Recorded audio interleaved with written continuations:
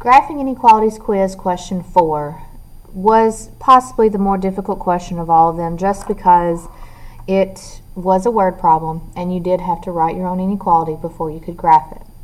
But what I want you to think about, and just kind of as a side note, some things to think about. If you have an equation that's in slope-intercept form, when you read a word problem, things that you're going to look for is a constant rate, which means maybe the amount you pay for your cell phone per month, or how much you pay per pound, and that sort of thing. It's a unit, it's a rate, not necessarily a unit rate, but it's a rate that you pay per something. And then the B is a fixed rate. This means that this is how much you would pay no matter how much you buy or how much you do, you're going to pay this up front. So examples of that would be something like if you have a plumber come to your house, they're going to charge you a fixed rate, and then they charge you per hour after that. Maybe something like a lot of cell phone bills will pay you you have to pay them a certain amount per month, or a certain amount each month. So it may be a fixed rate of, say, $60 a month, and then after that you pay per minute for your calls or your texts. So you're looking for a fixed rate plus something you have to pay per whatever. If you have a problem, or if you have an equation that's in standard form is actually two rates. So you're paying something per hour plus something per day, or something like that. So basically, when you read the word problem, you look for two different rates that you're having to pay, and that's going to equal a certain amount. Okay, so slope-intercept, you've got a rate and a fixed amount. The standard form, you've got two different rates. Maybe it's two different things you're buying or paying that's going to equal a certain cost. Okay, so when I read this word problem here, I'm going to pull out the important information. I have $53 to spend. That's all I have is $53. And I'm going to buy music and movie downloads. Okay, so right there automatically I've got two things. Now I need to decide, is that a fixed rate and a rate per something, or do I have two different things going on? And since I'm buying two different things, this is probably where I need to think along the lines of standard form. Now when I keep reading this word problem, it tells me that each album costs $6. So for every album I'm going to buy, I'm going to pay $6. And each movie download costs $13. Well, right there, this matches my standard form. It's $6 per album, so that's my first constant rate of change. And then it's $13 per movie. That's my second rate of change. So right there tells me that the equation I'm going to write, or inequality in this case, is going to have to be in standard form. All right, now X represents albums, Y is movies. So that's important just to make sure that we get the correct problem here, the correct inequality. So X represents albums. Well, it's going to cost me $6 each album, or $6 per album. So that's going to be 6x, $6 per album. Plus, because I'm buying music and movies, so plus I'm going to buy some movies. Movies cost me $13.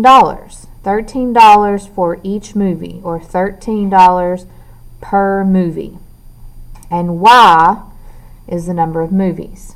So it's going to be 13Y, $13 per movie. Now, I can only spend $53.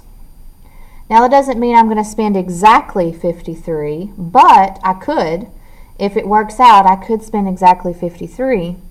But this is an inequality that they're wanting us to write. So we have to think, can I spend more than 53 or equal to? Or can I spend less than 53 or equal to? We know it's equal to because I could spend exactly 53, but can I go over 53 or do I have to say under 53? Well, if I only have $53, I can't go over. So that means I'm going to have to spend either less than $53 or exactly $53 on my movie and music downloads. That's your inequality in standard form. Now, to graph this inequality, we're going to do this just in the first quadrant because you're not going to have negative movie and music downloads. And so I'm going to graph this using the cover-up method. I'm going to find the x-intercept, which x-intercept, remember, your x represents your albums. So down here, I'm going to put albums, or album, for my x. If I don't buy any movies, that's why I'm going to cover this up. I'm not buying any movies at all. All I want to buy is music. That's just going to give me 6x equals 53.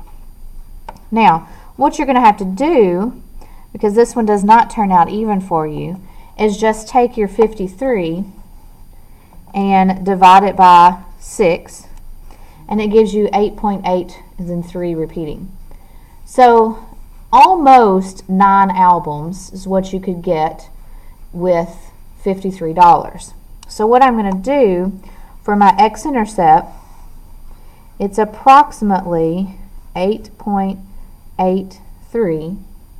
So down here I'm going to go 8, and this actually runs off the graph a little bit, but 8.3, if we put 9 right here, 8.3 would be fairly close to 9.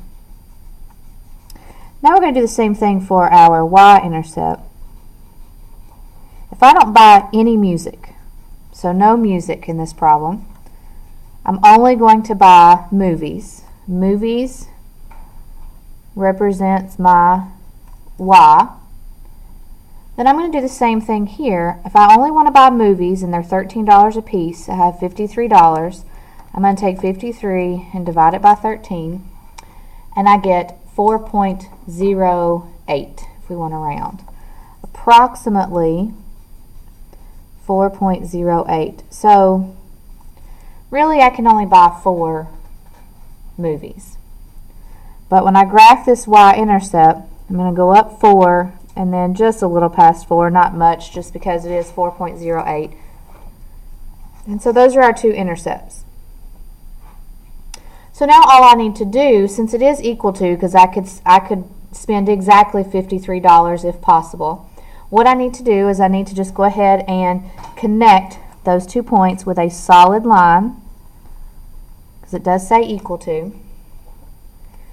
And now I just need to decide, are all of my possibilities below this line for a combination of music and movies, or are my possibilities above this line?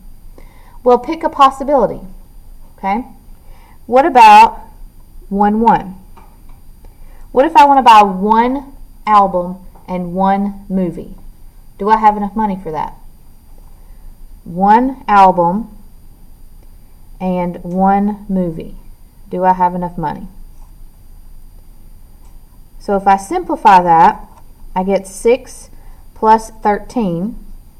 6 plus 13 is 19, and 19 is less than or equal to 53. So that is a possibility. Since this is a possibility, that means all of these points below the line will be a possibility for a combination of music and movie downloads. So this is my inequality for this graph, and this is the graph representing this word problem.